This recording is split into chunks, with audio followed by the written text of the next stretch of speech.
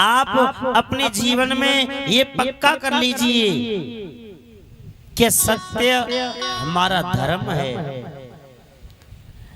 सत्य से बढ़कर के दूसरा कोई धर्म नहीं होता है। हाँ मेरी मैया, इसीलिए व्यास जी ने सबसे पहले सत्य को प्रणाम किया गया, क्योंकि सत्य ही कृष्ण है, सत्य ही शिव है, सत्य ही दुर्गा है। सत्य में सब लिप्त हैं।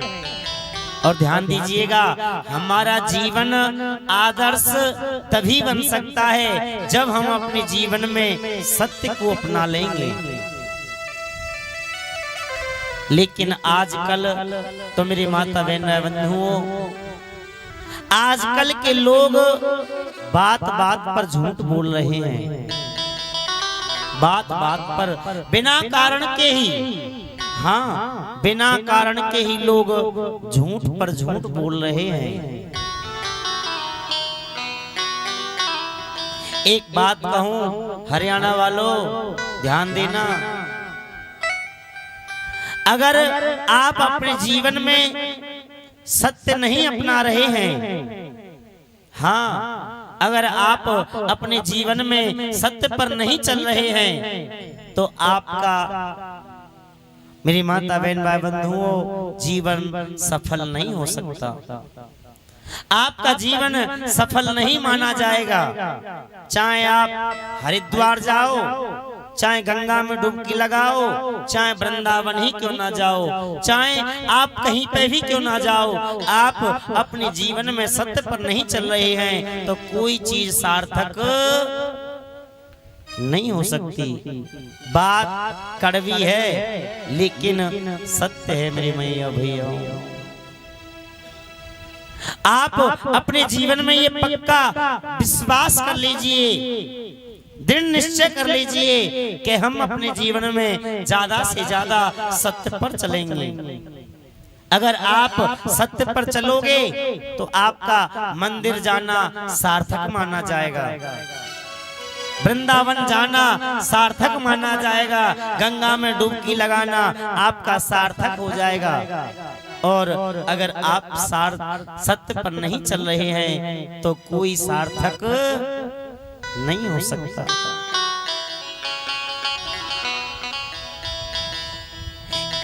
एक झूठ बोलने का यंत्र तो हमारे पास रहता है, जिसका नाम है मोबाइल। हाँ मोबाइल, हाँ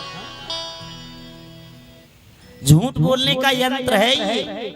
हाँ बैठे हैं घर में और बता रहे हैं कहीं बाहर। हाँ लेकिन मेरे मैया भैया, हम आपसे यही निवेदन करना चाह रहे हैं, आप अपने जीवन में सत्य को अपना लीजिए। देखो, आप सत्य के रास्ते पर चलोगे तो हो सकता है थोड़ी बहुत कठिनाई आ सकती है। सत्य का रास्ता है ना, वो बड़ा कठिन है। सत्य के डगर पर आप चलोगे तो कठिनाइयां आ सकती हैं, लेकिन सत्यमेव जयते, सत्य की ही जीत होती है, सत्य की ही विजय होती है। राजा हरिश्चंद्र का नाम आपने सुना होगा, सुना है?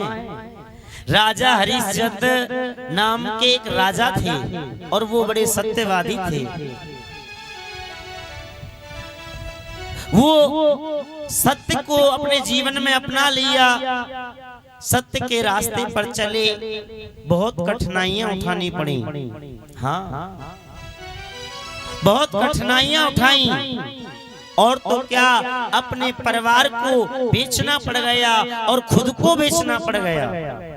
हाँ खुद को बेचना पड़ गया, खुद एक डोम के यहाँ नौकरी करने लगा। लेकिन मेरी मैया भैया, उन्होंने अपने जीवन में सत्य को नहीं छोड़ा।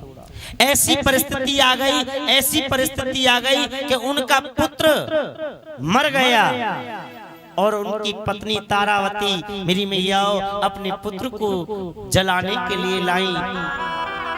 राजा हरिश्चंद्र डोम के यहाँ शमशान में नौकरी करते थे।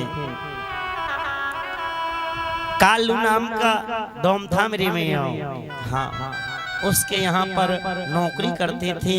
और नौकरी क्या थी, काम क्या था कि चिताओं को जलाना और उनसे कर लेना।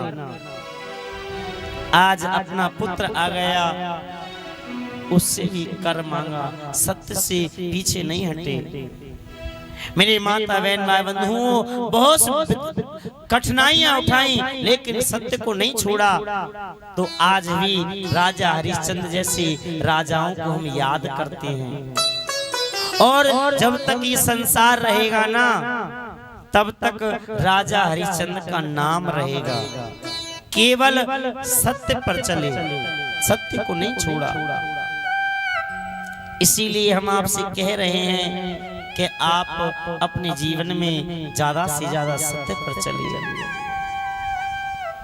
बहुत से बिजनेसमैन लोग होते हैं ना, वो क्या कहते हैं, महाराज जी